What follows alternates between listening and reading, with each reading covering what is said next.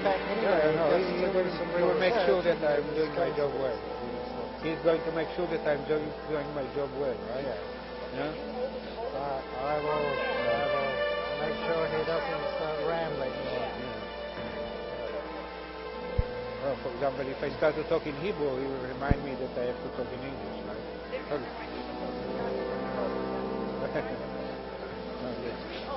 Yeah. So did Dr. Strickler come over as well as you guys? He was trailing behind us, yes. There he is. Let me grab him. Oh, yeah. Right, we're good to go. So these every year? These lectures? Yeah, it's only the second year that it happens. You don't have anything like that at the Chapman University. There are, yes. There's a lecture, it's a names lecture, and there are about 5 of them a year. The what? There's a particular names lecture, I think the Marshall lecture or something, there are about 4 or 5 of them a year. I see, no. No, but this is particular lecture time. It follows the tradition of European universities that when you have a new member that comes to join the faculty. Well, it's like an inaugural lecture, yes. That's right. Yes. They ask him to give a talk to the general public about his work. No, that's quite common. Yeah, I did that in Newcastle and in Australia as well, Do you keep in touch with people in Australia? Yeah, I do. It's a long way to go back, so I've been back twice. But yeah, the people I used to be working with in astrobiology would like me to go back on a regular basis, like 3 weeks a year. The trouble is that the only time I can go is in the summer, which is their winter. It's not so attractive.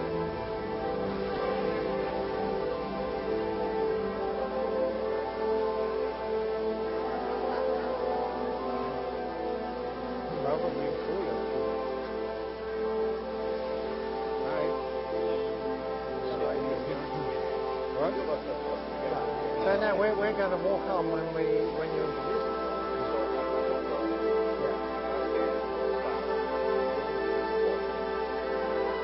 Hello. Hi, good to see you. Oh, hello. I'm sorry to be sort of hijacking this. Well, you know, I just threw out the idea casually, and I think it can work well when you've got a good speaker. So, you know. Thank you.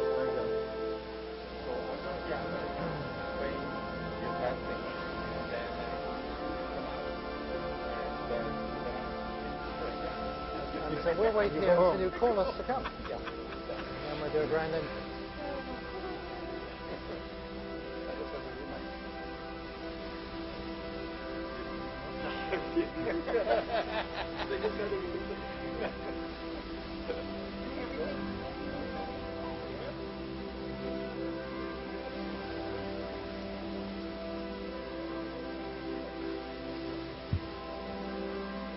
Good evening. Welcome to this second Lectio Magistralis. My name is Daniele Struppa. I'm the Chancellor here at Chapman University. It's a real pleasure to have you here.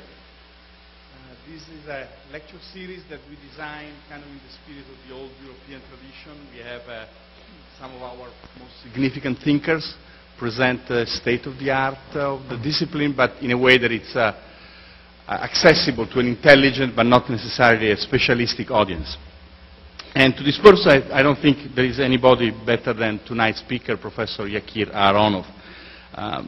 Dean Kafatos will introduce him in a more formal way in a few minutes, but I'd like to tell you that just as an hour ago, Professor Aharonov has been named to the James J. Farley Professorship in Natural Philosophy. This is a professorship that pays tribute to a longtime member of the Chapman staff family. James Farley served as Vice President of Development for Chapman University, and then he became the Executive Director of the Walmer Foundation. He never really completely retired, and before his death he was honored with the C.C. Chapman Award, as well as the James Farley Professorship, which today we bestow upon Dr. Aharonov with the title of the James J. Farley Professor of Natural Philosophy. This is a very prestigious title, and it goes back to people such as Sir Isaac Newton and Lord Kelvin and Stephen Hawking, Paul Davies. And Paul Davies is in fact our commencement speaker this past May and the recipient of our honorary doctorate, as many of you may remember. And in fact, and I'm sure this is a pleasant surprise for many of you, Dr. Davies just arrived from Arizona a few hours ago in order to attend tonight's lecture, and so we thought that we would actually put him to work.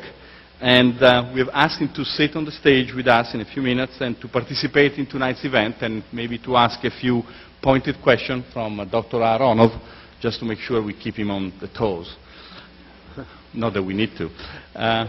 Before I leave the stage to Dr. Kafatos, the Dean of the Schmidt College, I'd like to ask you to join me in acknowledgement and welcoming our special guest tonight, Mr. and Mrs. Richard Schmidt and Mrs. Martha Schmidt. They're sitting there.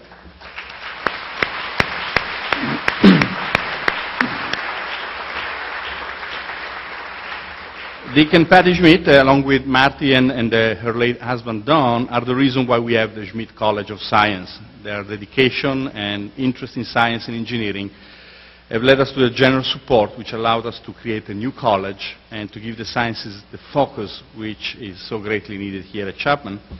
And this new college is really going to be the nexus of theoretical, laboratory, and applied science research, and I think is going to be really a revolutionary presence here in Southern California.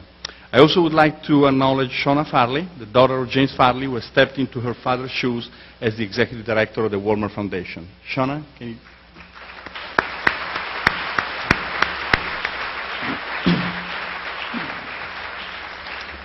I mentioned Paul Davies a few moments ago, and he's going to come on the stage in a few seconds. I also would like to acknowledge another highly honored guest from the world physics community, Dr. Henry Stapp from UC Berkeley, who is a physicist of the mind, of the brain, that is joining us tonight for this talk. Henry, good to have you here.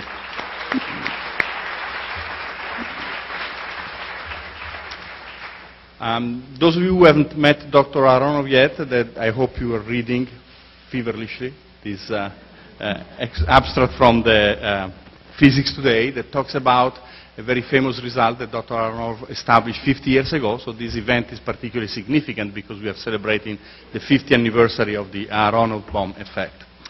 And now let me introduce Dean Minas Kafatos. Dr. Kafatos has an undergraduate degree from Cornell and a PhD from MIT in physics. He has worked in a variety of fields, including quantum and cosmological issues, has written popular books such as The Conscious Universe and The Lone Local Universe, both published by Springer and Oxford. And is actually a personal friend, so I'm particularly happy to introduce him to you. He and I worked together for almost 20 years at George Mason University, our previous institution. And when he was dean there, he created a path-breaking new program in computational sciences, breaking down the barriers between different disciplines. That's what we hired him to do here at Chapman University. He's now the leader of our Schmidt College of Science. And in that capacity, I'd like to ask him to introduce our speaker tonight. Ladies and gentlemen, Dr. Kafatos.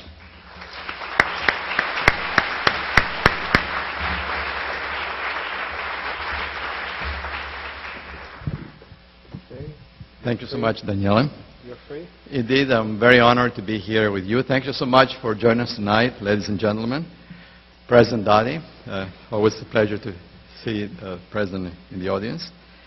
Before I introduce Yakir, I would like to say a couple of words about some of the other guests. Daniela mentioned that indeed we're going to be doing great work in physics, and we're already doing it in the sciences here at Schmidt College. And one of the ways to do that is to attract the kind of talent that really makes the scientific community so important. And tonight we have Alonso Batera with us, and Alonso is a PhD from the University of Texas, got his degree with Yakir Aharonov, and now he's at the University of the Andes. And the other, of course, person is Henry Stapp, that Dr. Stroop already introduced. And Henry is actually a well-known physicist and quantum physicist. He got his degree at UC Berkeley in 1956, and actually spent several months with famous physicists, Werner Heisenberg and Wolfgang Pauli, and of course John Archibald Wheeler. So these are very well-known luminaries in the quantum physics.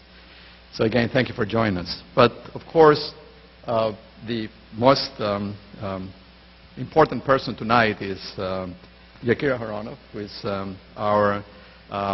has been honored with the new professorship that he received tonight. And I have to say that I'm particularly moved because Yakir is my personal friend and collaborator. He looks at very small things, I look at very large things, and actually in the world of physics, they're more the same. The quantum and the cosmological realms go together. But Yakir received his BS in 1956 from Technion University in Haifa, Israel, and studied in Bristol University and received a PhD degree in 1960 working with Dave Bohm, who of course Dave Bohm himself was a protege and a student of Albert Einstein. So in a way you can say that Aharonov is the grandson of Albert Einstein. As Nobel laureate Sir Anthony Leggett said, Aharonov is the most distinguished living exponent of the theory of the foundations of quantum mechanics. That's actually quite a statement to come from Tony Leggett. And it's really a sentiment that is widely shared throughout the whole world of science. For those of you who are not physicists, maybe you have heard something about quantum theory. Quantum theory is the most successful scientific theory of today. If I can throw some numbers around, it's accurate to 1 part in 10 to the 16, if not more. And time and again it has been shown to be accurate and really be an encompassing theory. But tonight, Yakir is not really going to talk so much to us about the achievements of quantum theory, because there are volumes and volumes and hundreds, if not thousands of papers written on it. But really he's going to tell us a little bit beyond the Aharonov-Bohm effect. And of course, this year we celebrate the 50 years of the Aharonov-Bohm effect, which actually was a seminal work that not only earned Yakir many prizes, but I would say brought to the forefront the whole idea of non-locality. And non-locality, or if you like, a way that a new vision of the universe, so to speak, of the world, that is not anymore compartmentalized as we usually think in science, but actually connects the very large and very small, is perhaps the greatest scientific discovery, certainly of the 20th and the 21st century. Although the discovery is now 50 years old, and in fact this year there are several celebratory conferences, for example in Bristol, England, in Tel Aviv University, and in fact we plan to have one here at Chapman. Yakir is going to go beyond the Aharonov-Bohm effect. His presence here actually attracts the kind of talent that we mentioned before, such as Henry Stapp and Alonzo Otero, and of course Paul Davies. And we have, in a way, put in the foundations. It may sound very big, but I really believe that. We're putting in the foundations of the next major scientific revolution. So, ladies and gentlemen of the audience, you heard it tonight that we're really pulling things together in a very fundamental way. Last but not least, I need to get off the stage and really invite Yakir to the podium. And Paul Davis, as the Chancellor already mentioned how we were going to handle this. Yakir is a personal friend. He's a great human being. He's a funny guy. He probably give us a couple of jokes tonight. And so, without any further ado, let me welcome to the podium Yakir Aharonov.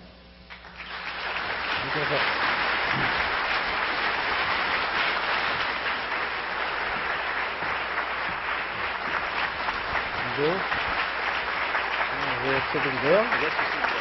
Okay.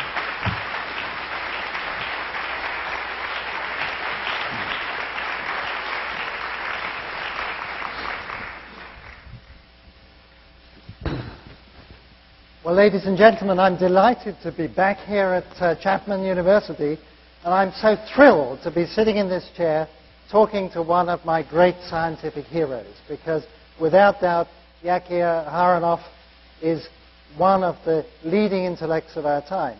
And tonight, you're going to be given a sizzling performance of the sort of ideas that he's been grappling with, which go way beyond technical stuff in quantum physics and tangle with ideas such as free will and determinism and human destiny and all those sorts of things you love to talk about at dinner parties. So I'm going to do my damnedest to shut up, because it's very tempting for me to hop in with every point that Yakir makes, because everything he says is so profoundly interesting. Between us is a little device that he will use from time to time, and then we also have some slides that we can draw upon, but we hope that we will establish a sort of tradition of discourse here to draw out some of the subtleties of what Yakir is going to talk about. So the title we've got is, What Can We Tell About Ourselves from Modern Physics? Fantastic. What an extraordinary topic. Well, let me just start by asking you, Yakir, that one of the things that distinguishes science from other modes of human thought is its so-called objectivity. That is, if I see the apple fall and you see the apple fall, well, there really is an apple out there falling. And that's well and good, but by eliminating human beings, eliminating the observer from the account that we have of nature, somehow we've lost something. Because after all, at the end of the day, human beings are part of nature. We have to find a way to incorporate the observer within this description. So tell us about this tension that inevitably exists between our personal experience and the realm of objective physics. Well, thank you very much for the introduction. I am certainly very happy to be here and to talk in front of this audience. I hope I will not be too much affected by the fact that we had dinner just before this and I had a number of glasses of wine. So if I fall asleep in the middle, I am sure that this guy will wake me up and remind me that I have to continue, right? Right. Okay. Now, we'll come back to your question later in the talk, and I will start by saying what is the main theme. By the way, my TH, when I pronounce it, is not very clear. So I mean TH, theme. Can you say theme correctly? Theme? Okay, good. My main theme in my talk today is to speak about the tension that exists in all the history of physics up to today, a tension that exists between the way that we think about physics, the laws of physics, the way to think about nature with the laws of physics, and our own experience. And the real question is, who is winning, physics or we? If we are winning, then there will be another revolution in physics, and that is what I believe. If physics is winning, then our own experience is just an illusion if it doesn't agree with what physics tells us today. So let us start the story with the time that Newton discovered his laws. That was the beginning of classical physics. Now, I'm sure that most of you know these laws, and I will give an example when I will discuss the idea that I'm after this law, what is new about these laws. The most important point about these laws is that they show that nature is deterministic. That means that if we know the state of everything at one time, we can predict what it will do at a later time. I think the best way to explain this determinism is by giving you two simple examples that will also remind you what the laws of Newton are and therefore what classical physics is all about. Imagine that we have just a single particle far away from every other particles, and therefore it experiences no force at all. It's completely free. And then the first law of Newton tells us that this particle will continue to have exactly the same velocity that it has at the minute when we see it. For example, if it is at rest, then it will continue forever to be at rest because there is no force that changes its velocity. If it has some particular velocity, it will continue to move all the time with the same velocity. That means that just by looking at this particle at one time and see where it is and with what velocity it moves, we can predict all its destiny, all its future, and we can also find out the history. This is a simple example of what determinism means. By looking at the condition at one time, we can determine the conditions at all other times. That is the meaning of determinism. The second example, which is example of the second law of Newton, is if we have two particles instead of one, and still far away from others. So the only forces that we have is each particle feels the force due to the other particle. And it turns out that these forces depend just on the relative position, the distance between the two particles, and their velocity.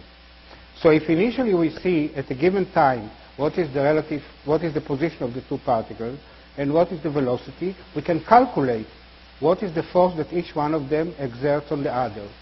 So now we have a new situation relative to, compared to what we had before. Not only the position is changing, but also the velocity.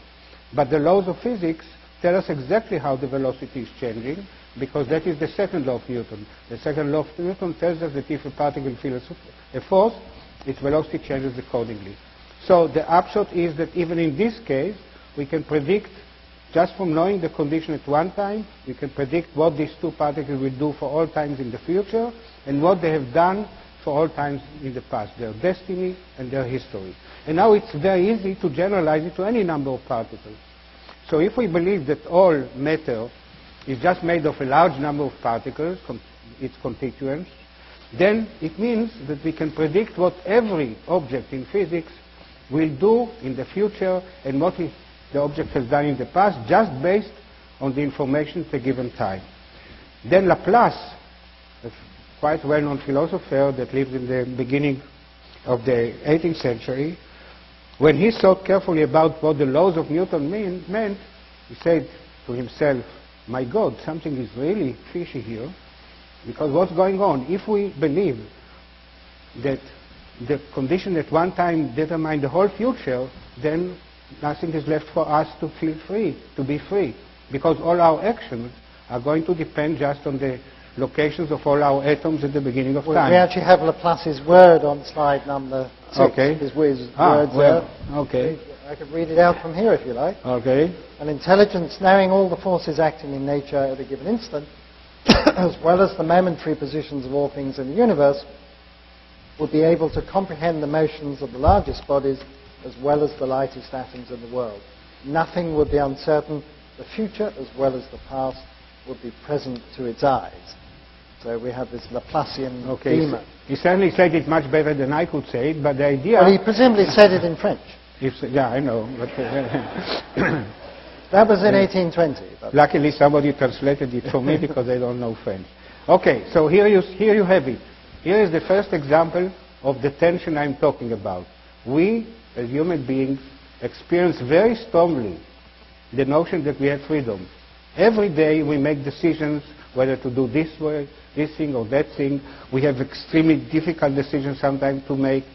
And we believe that this worrying about what to do is a very important part of our life. And then suddenly comes this physics, this stupid physics, and tells us that, no, you're wrong. All this thing that you think about is just an illusion.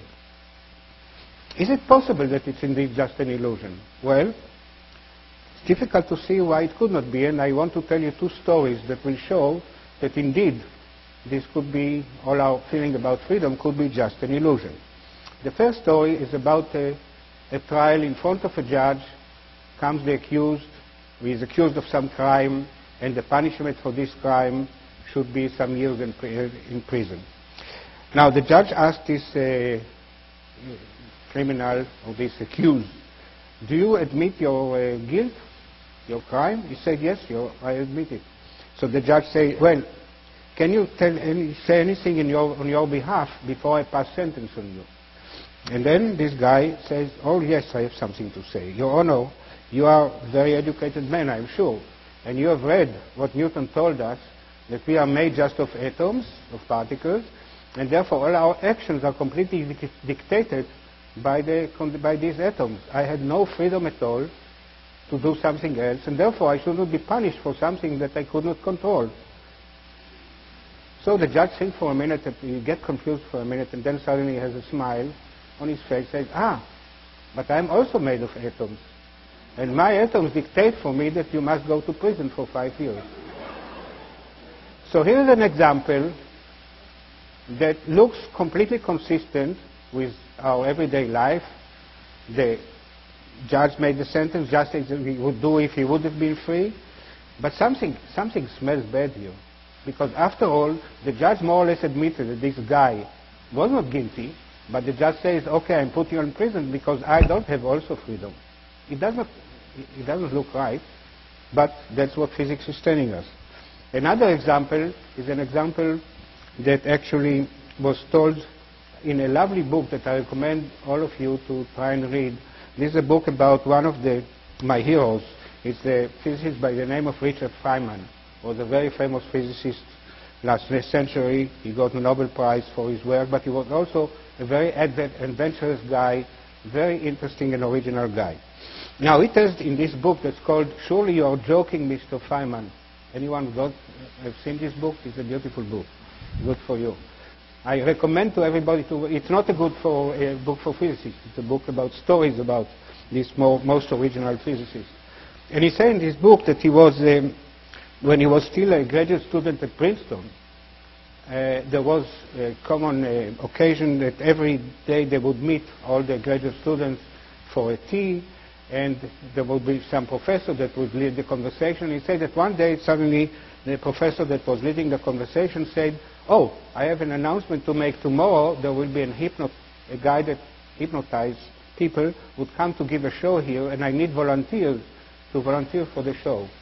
So of course Feynman jumped and yelled me because he wanted to make sure that he will be the one that will be accepted. He was the only one that yelled like that, and he was accepted as a volunteer. And he said in the book that when he was hypnotized, he speaks about two things. One thing is not completely relevant to our talk, but still I would like to tell you because it's an amazing story. He said that while he was hypnotized, the guy that hypnotized him told him, "Look, I'm going to take a match, and I'm going to put this match close to your finger for a long time. It's a long match. And you will feel no pain at all." And Feynman was sure that the guy is wrong, but the guy said, "Look, you close your eyes, and I will do this, and I promise you that you will feel nothing." So Feynman closed his eyes, and then he said, "So when are you going to do it?" The guy said, "Open your eyes." He opened his eyes, he looked at his finger, there was a big blister there, and he has not felt anything. Now, Feynman is not a liar, so this is really an interesting true story. But that's not exactly what I wanted to talk about. What I want to talk about is that the guy, while Feynman was hypnotized, the guy gave him a command that when he will wake up, he will do something very funny. I don't recall exactly what this funny thing is, but I will invent it because it will say exactly the same thing that Feynman was trying to say. So suppose the guy told him, "Look, when you wake up, instead of going directly to your seat, you have to go around the stage 2 times and only then go to your seat." So when Feynman wakes up out of his hypnotic state, he wants to go to his seat and suddenly he feels this very strange urge to go around the stage. He asked himself, "Why do I feel this?" He said, "It's probably because I was hypnotized. So I'm not going to do it." Then on the other hand, he thinks, "Why should not I do it? I will actually do it, and everybody will think that I've done it because I was hypnotized. But I know that I was free not to do it, and I decided to do it just to spite everybody." So he ended up going around the stage 2 times, going to the seat, and then finally began to think, "But after all, I exactly did what he told me to do, and I had no freedom at all." Okay?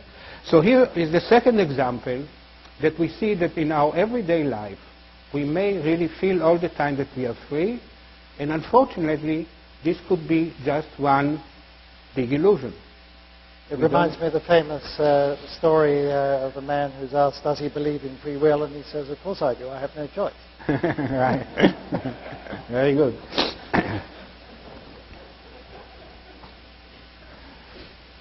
So how do we get free will? Yeah. Where's it going to come from? Wait. Not so quickly. Let me see. I want to know something about the time. How much time has passed so far? We're about 15 minutes into this. So we have still a little bit of 2 hours, time, right? yes. 2 hours to go. No? Yeah. Keep now, watch here. Where were we? Yes. All right. So what options do we have? There are 2 options. One is to accept the idea that indeed freedom is just an illusion, and the other is in fact to say that maybe it's not an illusion, and that's an indication that something is not right in our laws of physics. If our laws of physics are trying to tell us that we don't have freedom, and we are so convinced that we have freedom, that maybe that conviction tells us that the laws of physics is not complete yet, because they tell us something wrong, tell us something wrong about our own behavior. Now we come back to the question that you raised at the beginning. Namely, we know that we are not just physical beings. Every one of us has also subjective feelings when we listen to a beautiful music, when we fall in love, when we feel pain, when we see a color red. Nobody can tell us exactly what is our experience. Nobody can be sure whether his experience will be the same as our experience. There is something subjective here that cannot be put in formulas at all. So, if human beings, all of us, have properties that cannot be discussed by physics, maybe physics also does not hold for us when we discuss our actions, and then there is no problem at all.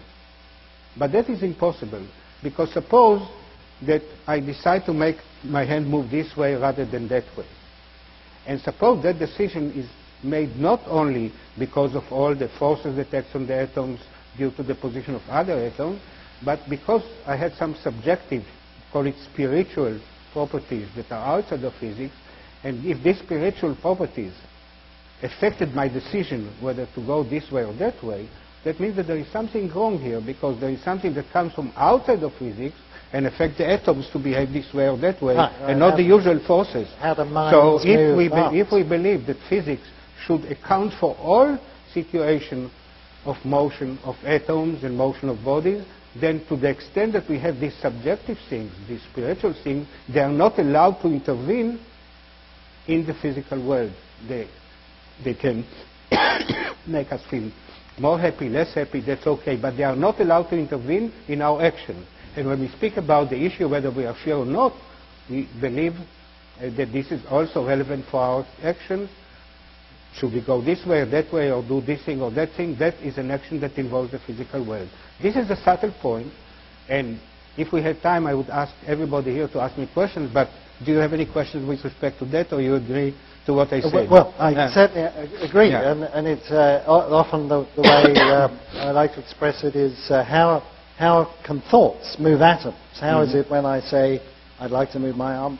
It moves, there we are. Yeah. So how do thoughts do that? Then the answer to that is simply the thought reflects some particular motion of parts of our brain, physical parts of our brain, the neurons, etc. Those neurons in their motion send electrical and chemical transmissions through our nerves to the hand, and then the hand moves, okay? Yeah, but it's not okay, because you see, what is it about these swirling patterns of electrochemical activities in our brain that are generating the thoughts or the volition, I want to move my arm? Okay, what is it that distinguishes those swirling patterns of thought from the swirling electrical patterns around this building, which are presumably, they don't have thoughts attached? Yeah.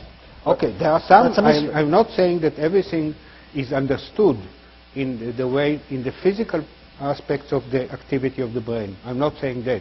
But I'm saying that for physics to be complete, it's impossible that there will be some features that will be outside of physics, in principle, like subjective spiritual feelings, parts of the brain, that will somehow manage to intervene in the physical activity. So if it's possible or impossible? If physics is to be complete, and that's the axiom that we believe in, that could not be possible. It could not be possible. Right. So assume for a minute that physics is complete, and that is indeed impossible. So we come back to the situation that we have.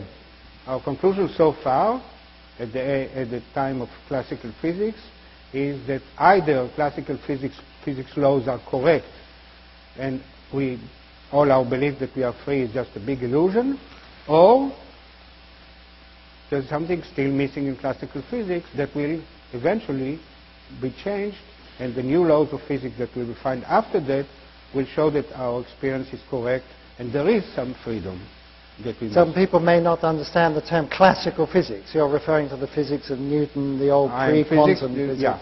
Physics that existed before the people like you came along. Yeah, before the end of the 19th century. Right. Now, at the end of 19th century, the beginning of 20th century, two earth-shaking revolutions took place in physics. I'm sure you know about them, at least in general. One of them was relativity, and the other was quantum theory. We don't have time to go into relativity now, and there are some beautiful things that it taught us about ourselves, about the way that our time is changing, etc. I don't have time to go through that.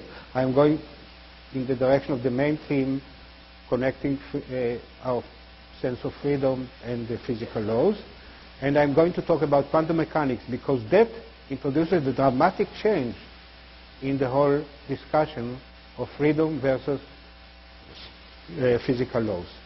It turns out that all the laws of physics in classical laws of physics that were tested experimentally and turned out to be completely exact, they were always done with macroscopic objects, the test, big objects. When in the end of the 19th century, the beginning of the 20th century, they started to do experiments on microscopic objects, those particles that are building the atom, for example, electrons, or on very dim light, then something completely new happened, and it turns out that nature is not deterministic. It's deterministic only when we consider on the scale of macroscopic objects. In fact, it turns out that if you take two electrons, which are microscopic particles, you start them exactly in the same state, and one of them will go this way, and the other will go in a completely different way. And then you ask yourself, what happens? I mean, after all, Newton has taught us that if we know the position and the velocity with each particle, then we can predict exactly whether they will go this way or that way. So we come back to our electrons and say, probably we did not know whether they go this way or that way, because we looked only where they are, but we were not careful to measure their velocity. So the velocity of one told it to go this way, and the velocity of the other told it to go this way. So I say, we will now be careful and not only look where the electron is, but also try to measure very carefully its velocity. When we try to do that, and I'm talking now about Gedanken experiment, thought experiment, I imagine that I'm trying to do that, I find to my dismay that the more carefully I try to find experimentally, to make a test to find where the velocity is, I pay the penalty that I make the position become less and less known. And this is really what is the origin of the name quantum mechanics. The origin of the name quantum mechanics comes from the fact that if you look at all forms of energy, for example light, and you do the following experiment. You take a source of light like a lamp, and you take a screen. And in the screen you make a hole, and you make the light go through the hole and come to a photographic plate. As long as the hole is large, we see just the usual thing, that the photographic plate gets darker and darker, the more time we wait and more light comes and shines on it. But we'll make the hole very, very small. Suddenly a dramatic thing happens, and instead of seeing just a continuous darkening, we see suddenly one point appear here on the photographic plate, another point appear here, another point appears here. Something fantastically new that shows us that light is made of particular small lumps of energy that are called quantums. They are called quantas because they cannot be divided further, and there is a minimum amount of energy in each light, and therefore this minimum amount of energy that's called photon, when it comes and hits the photographic plate, it leaves a point.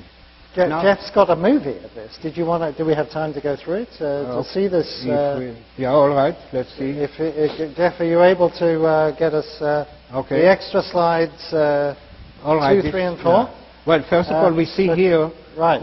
We see here that initially we see just points, and the points become more and more and more until eventually they collect and give us the picture due to the properties of many, many, many of them. But at the beginning, the whole thing just had fewer number of photons, and then we just saw points like that. Of course, now people have heard the word quantum because it's now one of these words in popular parlance, but they hear about quantum leap and quantum weirdness and so on. But it's used in a very different way, isn't it? Physicists use the word quantum physics or quantum mechanics in a very special way. That's right. Not in this sort of... In the way that I say that, for example, you cannot make this energy smaller. Now, why is it relevant for our discussion?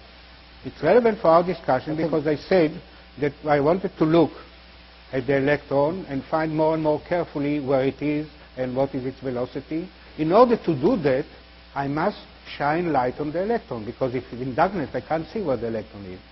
So if I shine light on the electron and I look at the light that is scattered from it to see where it is, at least one photon must hit it. That's the minimum.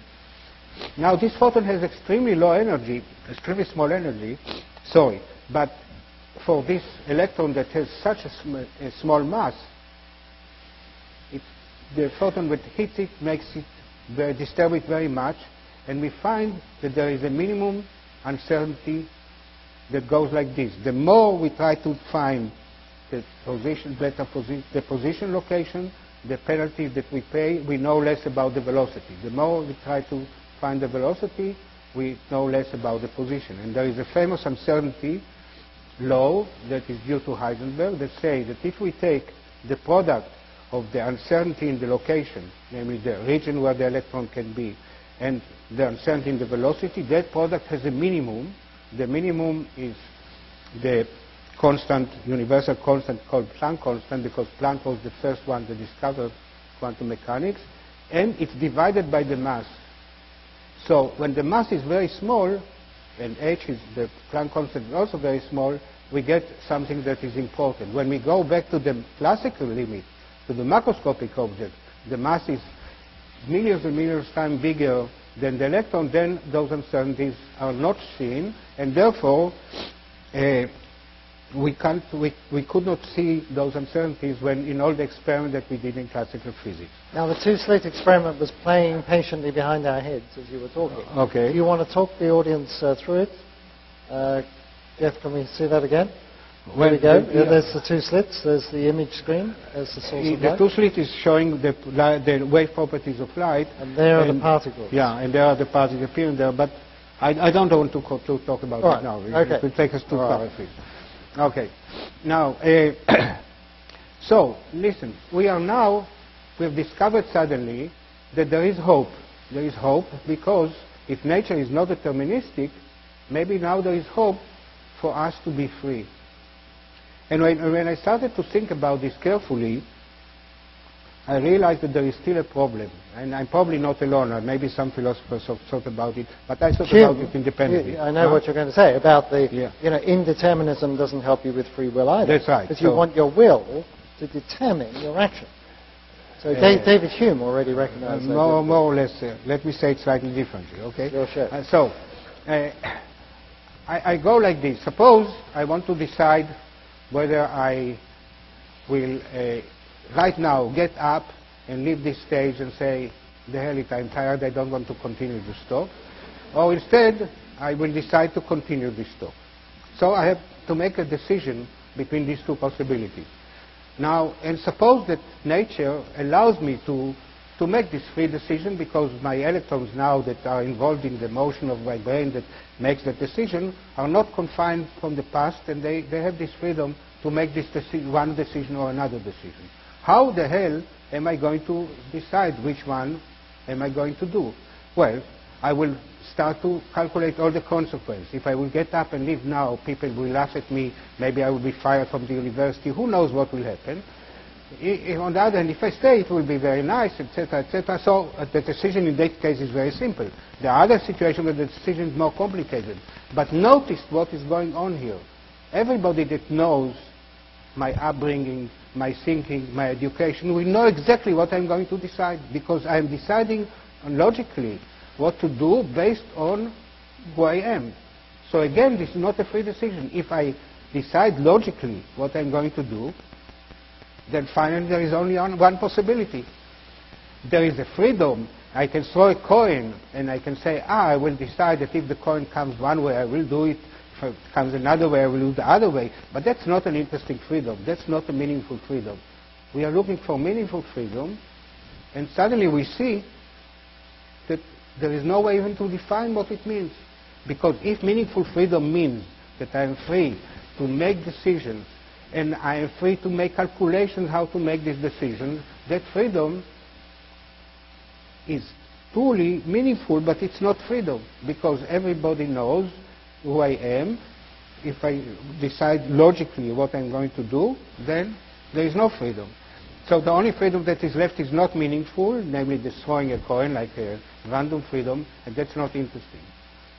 So now I am facing a real paradox, and much worse paradox than we faced before with respect to classical physics. Because now the quantum laws allow me to be free. Beautiful.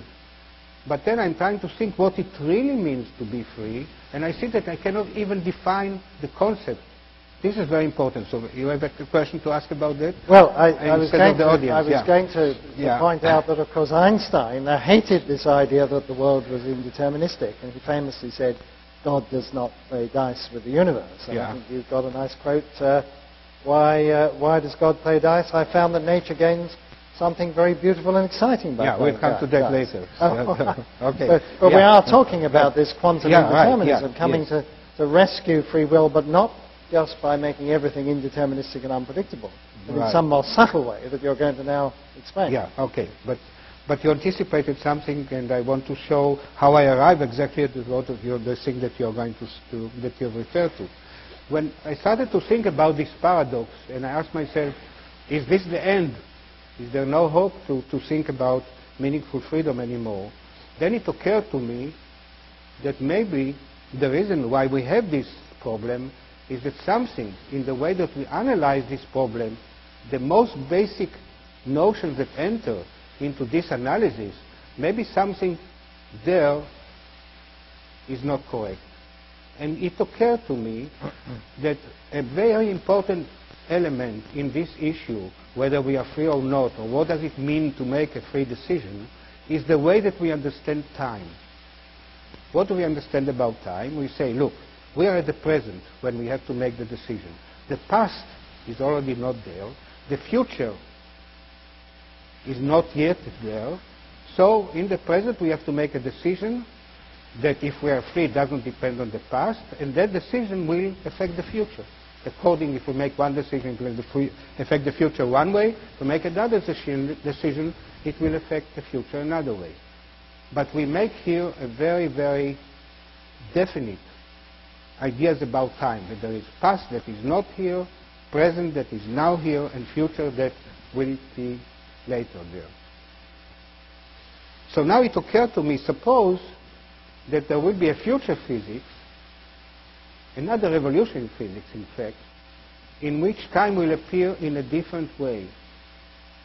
Time will appear in such a way that, for example, in the decision that we make in the present, this decision is not only affected by the past, but it's also affected by the future. In some way, the future will come back to the present, like if any of you, if you saw the movie Back from the Future, you know, you come back from the future to the present. So suppose the future of physics will be such that it will teach us that we have to think about time in a new way, that the relation between past, present, and future is not what we believe now. And in fact, imagine that I have to make a decision in the present. This decision is going to affect the future in some way. Now, the results of this effect come back to the present and intervene in the way that I make my decision. Now, this very quickly leads to a very interesting possibilities, because the thing can run forever. Each time I make a new decision, it goes back to the future.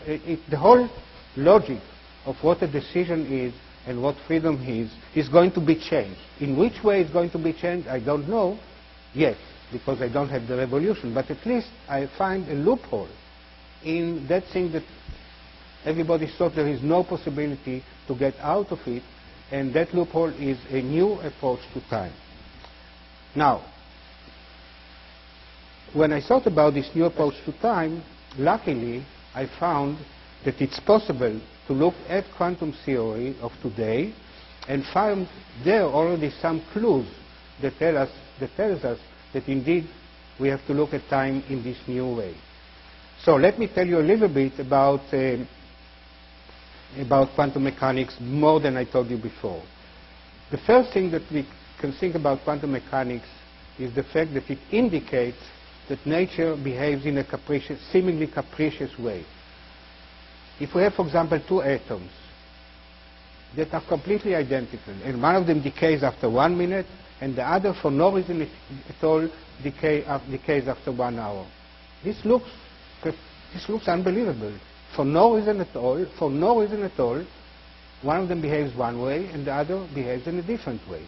We don't believe that atoms have free will, that they are not people. So there must be some reason why one atom went one way and the other went another way, and quantum mechanics tells us no. They are completely identical. There is no difference between them, and still they behave in this different way. So that seems to indicate that there is some element of capriciousness in nature. For no reason at all, one of them behaves one way and the other behaves another way. That, by the way, made Einstein extremely unhappy, and he coined the phrase, God, I don't believe that God plays dice. In fact, he said God doesn't play dice. Namely, if the decision whether the atom will decay after 1 minute or after 1 hour has no cause at all, apart from just a probability. So it's like throwing a dice and deciding when the thing should happen. So Einstein coined the phrase, God doesn't play dice. Yeah. Then Bohr came and told him, look, you stop telling God what to do. Okay? Bohr believed that quantum mechanics is consistent and beautiful, and there will be some way eventually to understand it, but in fact it actually meant that you don't have to understand it, you just have to accept what it is. And then in my research, I try to reformulate this and to ask the question, why does God play dice? Namely, if nature behaves in a capricious way, there must be some reason for that, and then it will not be capricious anymore. So I formulate the question, instead of what Einstein said, that God doesn't play dice, and Bohr told him, don't tell God what to do, I asked a much more modest question. I believe that God must be very reasonable, and therefore I asked, why does God play dice? Okay? All right. And I found a very interesting answer. And the very interesting answer allowed me to reformulate quantum mechanics in a new way. And what was this interesting answer? I told myself, look, I have two particles, two atoms, two quantum systems that now are exactly the same. And later, at some time later, I do an experiment and find one of them at one state and another of them at a different state. Instead of looking at this as a very unpleasant situation, I can say maybe nature is trying to tell us something new. It's trying to tell us that there was indeed a difference between the two atoms initially, a difference between the two quantum systems, but this difference can be found only later. So if we are interested in the present, and in the present we know that these two systems that came from the past are exactly the same, because they were initially the same, the present nevertheless is already now different, because later we are going to find that there is a difference between the two of them, and that information that we find later comes back from the future and tells us that this quantum system, the two of them are different from each other already in the present. Why? Because in the future we found that they were already different. This is very non-trivial. I've been meaning to ask you, how far in the future does this affect? Very good question. So the answer is the following. If the two systems are completely free, they are not far away from anything else, then we can go as far as we like. We start with the two systems long time in the past and see they were the same. Because there are no forces acting on them, they will continue to be the same in their evolution until the present, and then continue to be the same even further until the future. Then finally, a year or 10 years later, I make an experiment, find that the two behave differently now. Then I can send it back in time until the present.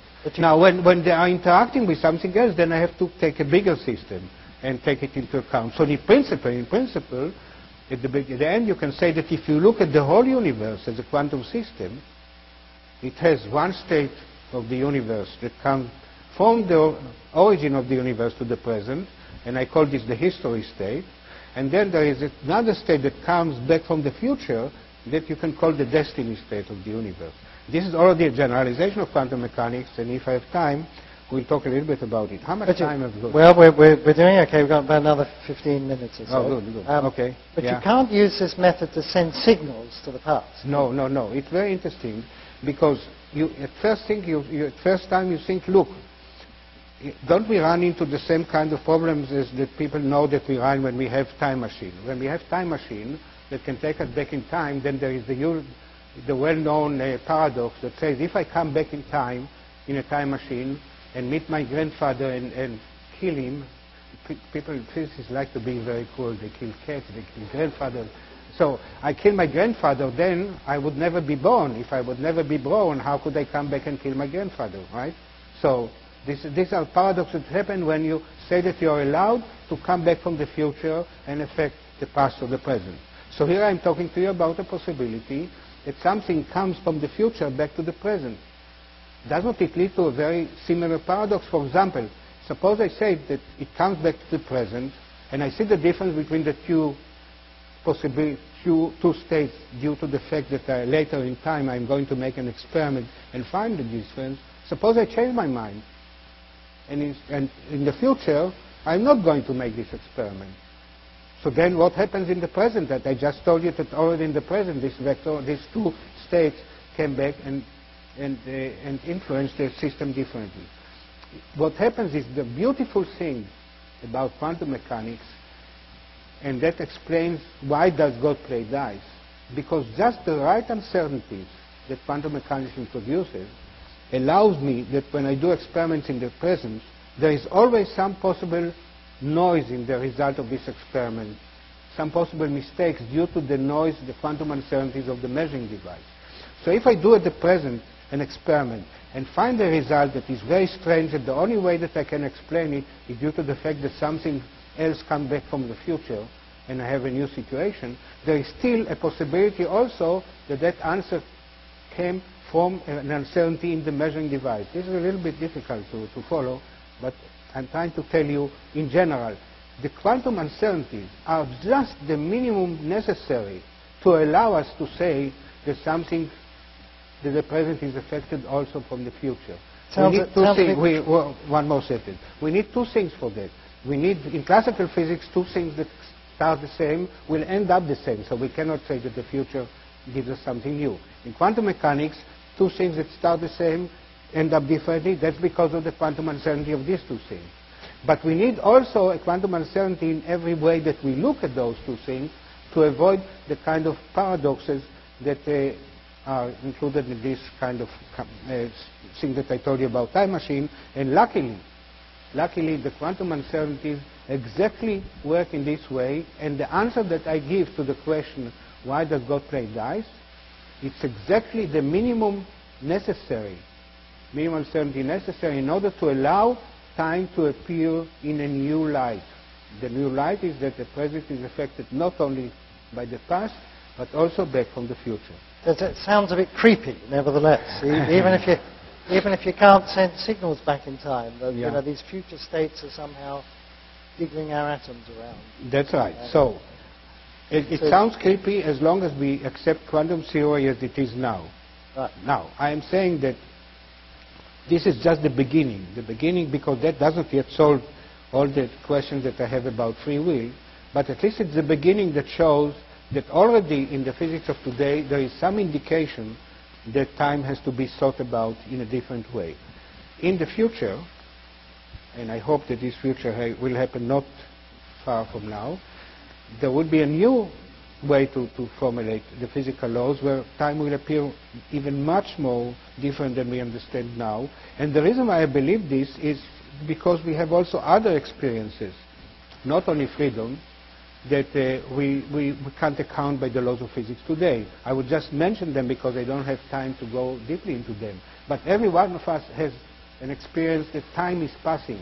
Namely, now when I'm talking to you, this is a very important present for me now. But yesterday I had another present, and tomorrow I will have another present. And this passage of time is to us a very, very important notion. You will be surprised to know that according to the laws of physics, as we understand them today, there is no motion in time. No passage of time. Time is just like a parameter. We can only say that when time has one value, the world looks one way, when it has another value, the world looks another way, but there is no way to say that time is passing. Passage of time is, according to the laws of physics, just another psychological illusion that we have compared to the freedom. And then we have also the experience of awareness. And there is no way in physics, in the physics of today, there is no way to understand what it means for a system to observe itself. We know what it means for that if I look at something else, I find what it is by, and I record it in my brain. But what does it mean to say that my brain looks upon my brain? This is something that looks into, very quickly into infinite digression, because I have to separate my brain into one part that looks at the other part, and then I need another part that looks at that part, and then very quickly I find that there is no way in our understanding today what measurement means. There is no way to observe, to understand what awareness is, because awareness is a way for a system to completely observe itself. So based on all these three things, I'm claiming that we should expect that there will be another evolution in physics, and there is room for it experimentally, because all the experiments that have verified the physics of today, the physical laws of today, were done on systems that are not very complex. Even if we have very big systems, many, many particles, the complexity of this system is negligible compared to the complexity of the system of our brain. If we look at this system, you see that it's the most complex system for its size that we know in nature. That means that it's possible that there will yet be another evolution in physics on top of the two revolutions that we had in last century. In the two revolutions that we had in last century, we understood how come we made all the experiments in classical physics and never knew about relativity and never knew about quantum mechanics. The reason was that all the experiments were done on things that did not move very fast, very close to the velocity of light. That's why we did not see relativity. We made experiments on macroscopic objects that were very, very large compared to electrons. Therefore, we did not see the laws of quantum mechanics. And now I claim that perhaps there is also another possibility of experiments that are done on systems in the laboratory, not complex enough. And when we look at our own experience, these are new type of experiments, very inexpensive compared to the experiment that we do. If you show the picture. Yes, slide 16 shows the... I mean, the type of experiment, usually people look... The Large Hadron Collider.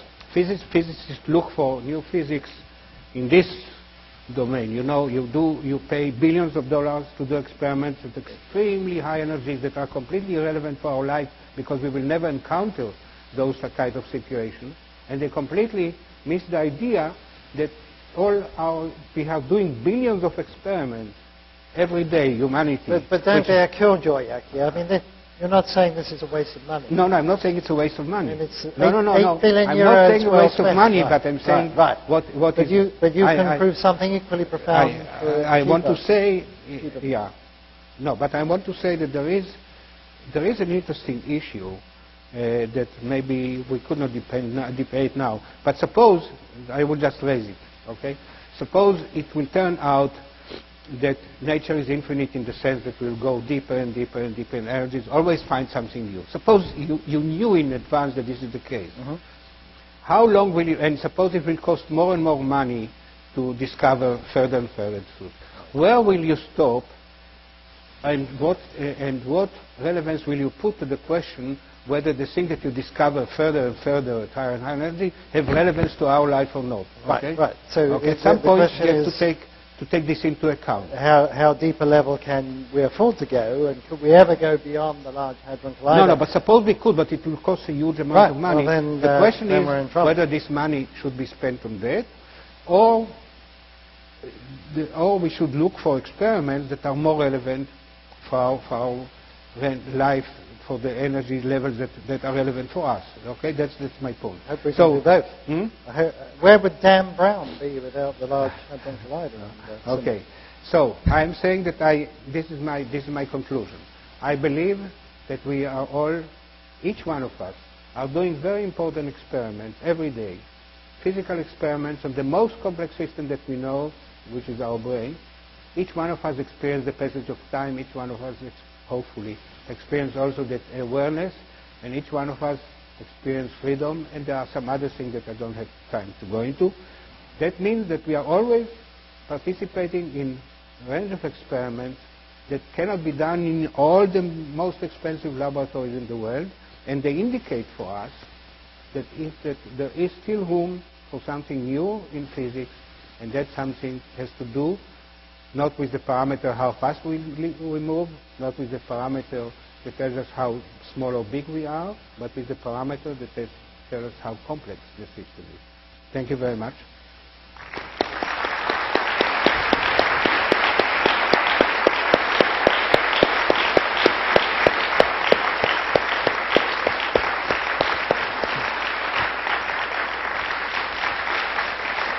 Yakir, that was a truly wonderful performance, and we covered so much ground and finished 5 minutes early. I wanted to leave time for people to ask questions. Well, I know there will be lots of questions, but I think there's a couple of microphones at either end of the front here, and I think that Menas is going to come to moderate this. So I'm just going to be quiet and sit back now. Oh, you can help me answer the question. I would just recognize people from the audience, and you guys carry on the conversation. So let's have the first question. Come down. Please. We're recording this session this evening, and we'd like to capture all the questions in the session. So if you don't mind, if you can also give your name, that would be wonderful. My name is Chaim Acklander. I was a student of Professor Aharonov in Tel Aviv years ago. You sure? Yes. My question is, in the last century, after Lord Kelvin said that we know everything, there's no more for us to find out, except the photoelectric effect, that we don't know about it very much, but then, it was discovered or explained by Einstein. He got the Nobel Prize. So there was other things that Einstein predicted about gravitation effects on light. There were issues on experimental physics that opened the field of relativity and quantum mechanics. So on your interesting theory of today, what will be the experimental fact, or even at least the field where you see that we should be looking for to find effects like the one that you explained today? The answer is the following. First of all, if we look at the two other evolutions that you mentioned, there were two avenues to find the new theory.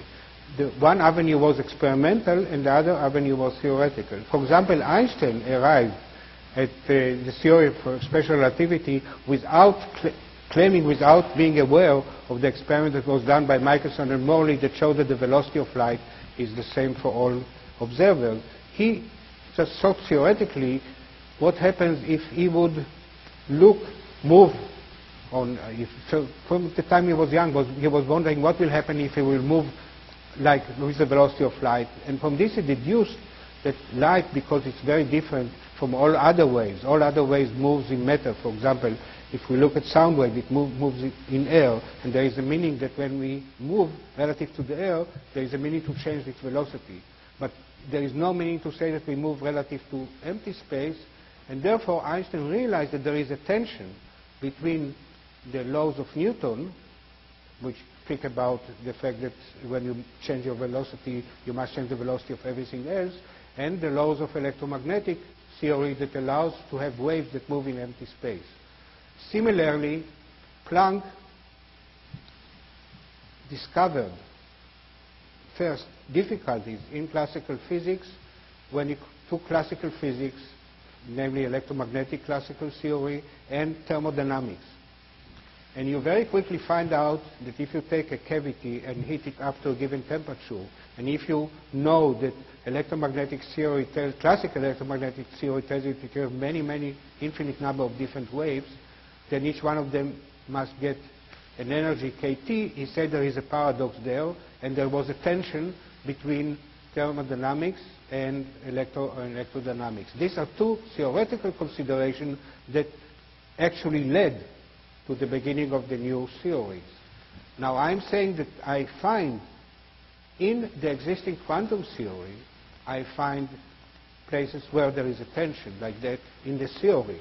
For example, there is no way to explain in quantum mechanics of today what it means that when we do a measurement we find a given result. You have to go to this stupid idea that you have infinite number of possibilities, many worlds, etc. The new way that I look about time begins to show some way how to modify quantum mechanics to solve this problem, to solve this tension. So from that point of view, I'm saying that even there is hope to making progress without doing experiments. On the other hand, I'm also saying that our own experience are experiments, and if we carefully try to understand what the experience is trying to tell us, the experience of passage of time, that we feel that time is passing, this is a beautiful experiment. We must look for a new physics in which the way that we look at time will take this into account, will make it a real effect and not an illusion. That's the answer. Thank you. Before we go to the next question, I would like to recognize another person in the audience. He's not just doing the projection tonight, but he's also the chairman of the Physics, Computational Science and Engineering Department, Jeff Tollefson.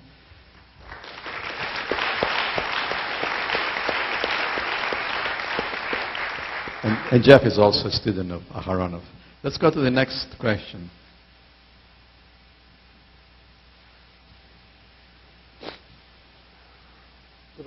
Jeff was the projectionist. Here's the projectionist. Free will of projection. Hi, I'm Rod Wright. And I would like you to speak a moment about spookiness at a distance or photon entanglement. Say it again. Spookiness at a distance, I think, is what Einstein referred to it, photon entanglement. Spooky action at a distance in quantum entanglement. Well, there are many. We could be here all night. Huh? We could be here all night talking about entanglement. Well, there are different type of non-locality that quantum mechanics showed that did not exist in classical physics. In fact, the Aharonov bomb effect that we have seen here, that was discovered 50 years ago, is an example where in quantum mechanics you see non-local phenomena that did not exist in classical physics. In classical physics, for a particle to experience a force, it must be exactly the same location where the force is. In quantum mechanics, you can have a force in one place, and the particle moves outside this force, and still it feels it. This is the essence of this Aharonov bomb effect, and it shows indeed that in quantum theory there is an inherent non-locality. There is another kind of non-locality that has to do with the relation between two particles that have been together and then got separated to a distance away. I have some ideas about that, but it will be too technical to try and explain it here. So if you are very interested in it, I will be here in the next week, and you're welcome to come to my office and we'll discuss it privately. But people are now making money out of it, of course, with quantum cryptography and that's correct. long-range. Yeah, one of my students made a patent with it. Right. So this is big business. So there's got to be something to it if people make money out of it. We have the time for 2 more questions. Again, we'd like to welcome from the audience to come up if you have a question.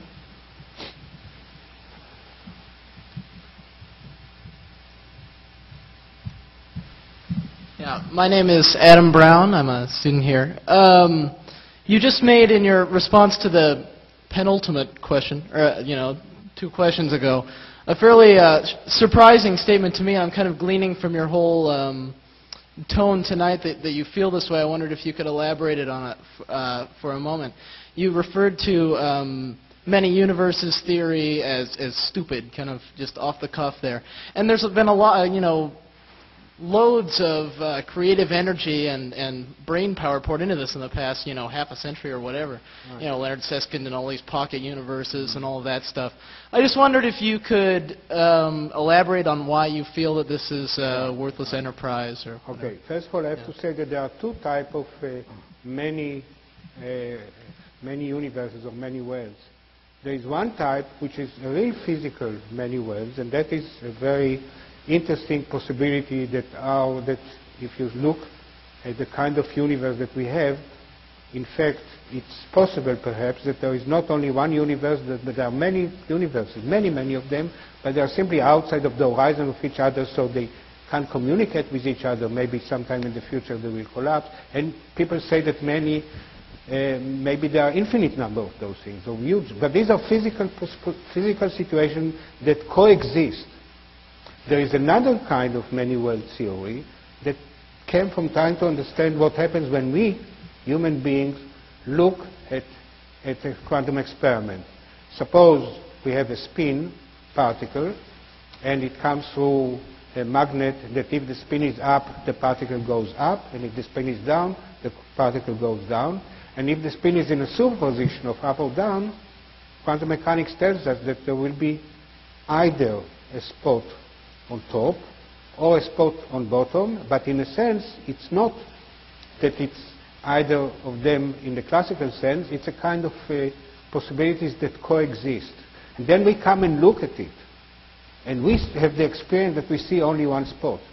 Now there are two options. One is to say that indeed our looking at it made it just into one spot, and that's called the collapse of the wave function. There is no explanation to it in the current physics, but it's very easy to explain it in generalization of quantum mechanics the way that I talk with the two possibilities of vector coming to the future. That's a very simple generalization. Or instead, people that believe in the many world, in this kind of many world, say no. In fact, the world split into two parts. One part in which we saw this event, and the other part which we saw this event. These two parts exist together, but together in a different sense. It's together. It's only one that we don't know whether it's here or here, and it's the kind of quantum togetherness. Now, very quickly, when you think about all the experiments done, you very quickly run into practically infinite number of such possibilities, and there will never be any experiment that will show that they exist. It's an unbelievable complication for no reason at all, just because we are not willing to make a very trivial change in quantum mechanics that will explain it and get rid of all this amplitude, not this multitude. Okay? Thank you. Thank you. One more question.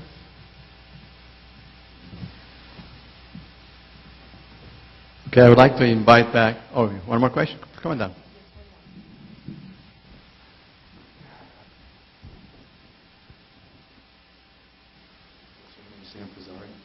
My question is, do you feel that this future influencing scenario that you've described for us will perhaps give us as a human race a deeper psychological inertia to garner a new perspective on the human soul?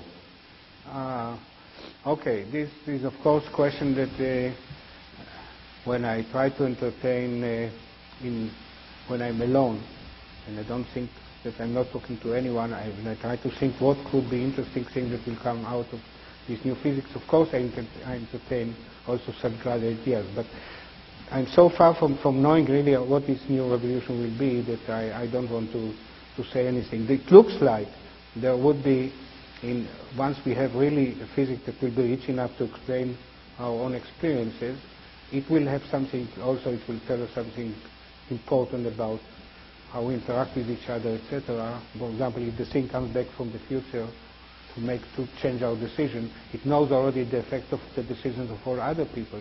So there will be a new kind of responsibility, but I don't want to talk more about it because I only anticipate there will be a revolution. I don't know exactly what it will be like. Thank you very much. I would like to invite back our Chancellor, Daniel Strupe, to close the ceremony tonight, or the lecture. After all, it is the Chancellor's lecture. Okay.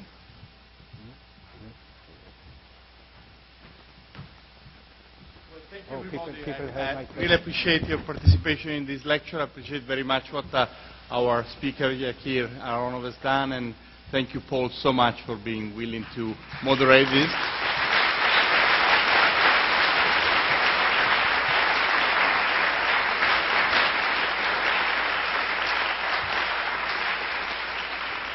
Thank you also to all the people who have asked very interesting questions. I know that some of them actually will linger in our mind as we continue working on this problem. Thank you and good night, everybody.